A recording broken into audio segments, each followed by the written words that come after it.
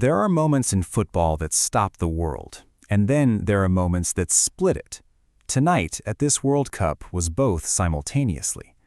Lionel Messi, 38 years old, his sixth World Cup, the defending champion, the man who lifted the trophy in Qatar in 2022 with tears running down his face and the weight of a career finally completely vindicated.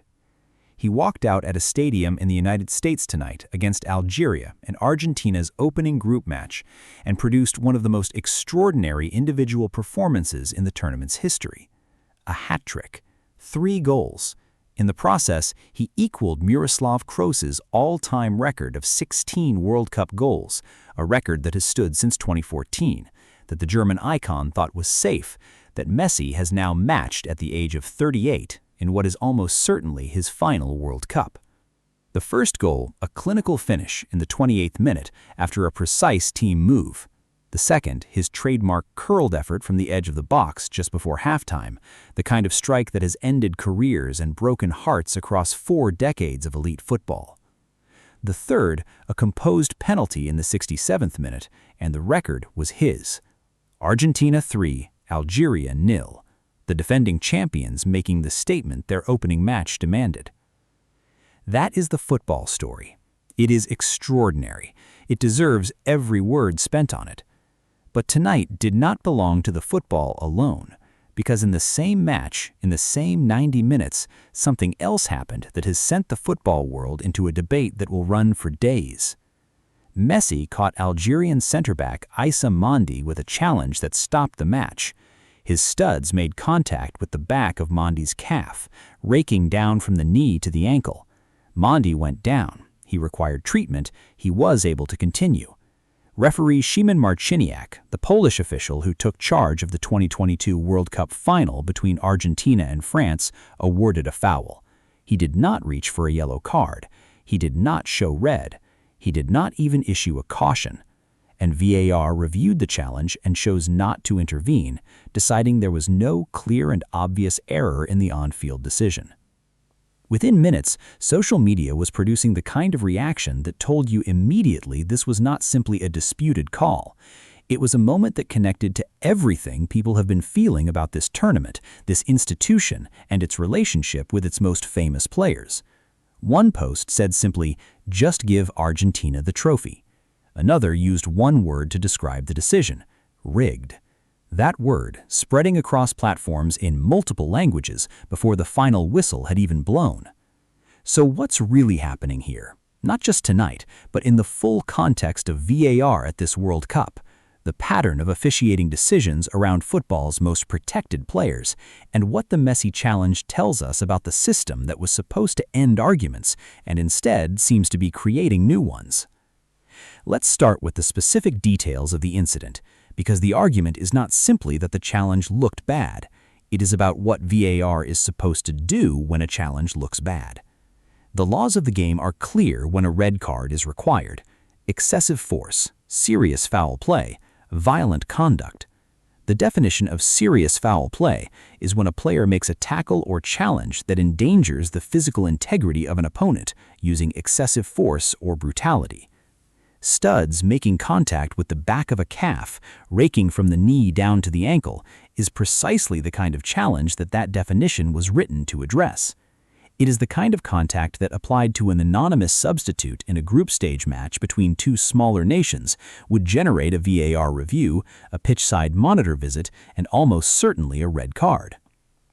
Former Manchester City and England under-21 defender Nedum Onoha, watching the replays, said what millions of people watching were thinking. He said he thought it should have been a red card, in his opinion. He said it felt like the moment was missed.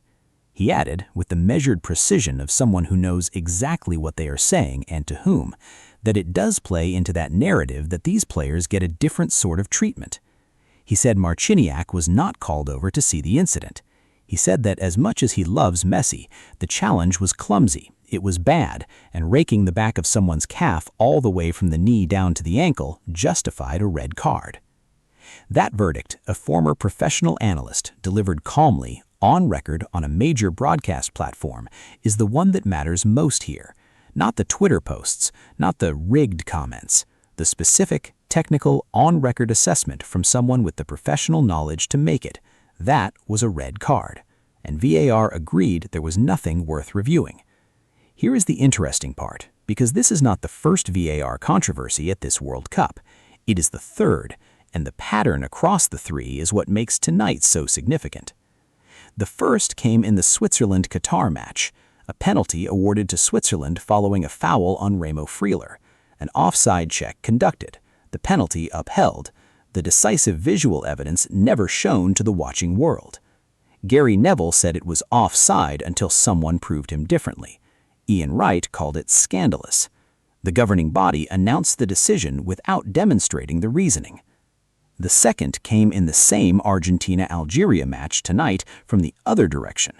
Algeria had what looked to many watching like a legitimate goal chalked off by VAR for a marginal offside decision early in the match. A marginal call that went against the team that would then watch their captain's dangerous challenge on an Algerian defender go unpunished by the same VAR system.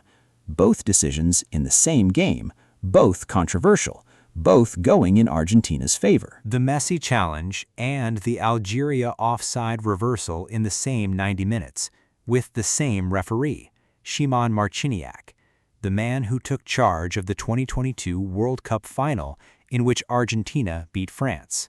The man whose appointment to tonight's match, given Argentina's status as defending champions and Messi's profile as the tournament's most celebrated player, was always going to place every decision under the highest possible scrutiny.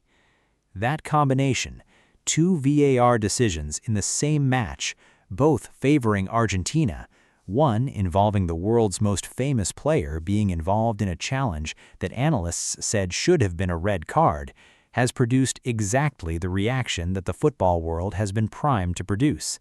The trust deficit that Gary Neville identified after the Switzerland-Qatar incident, the institutional skepticism that has built up across months of decisions that felt designed to serve the tournament's commercial interests rather than the integrity of its football. It has found tonight's incidents and attached itself to them with the force of everything that preceded them. Now here is the context that must be stated clearly, because honesty requires both directions. The VAR standard for intervening is clear and obvious error, not a different interpretation, not a case where the on-field decision is debatable, a clear and obvious error that the referee has missed. The argument for not intervening is that Marciniak had a real-time view, assessed the challenge in the moment, and determined it did not meet the red card threshold. VAR reviewed the same footage and found no clear and obvious error in that assessment. That is the system operating as it is designed to operate, deferring to the on-field official unless the error is unmistakable.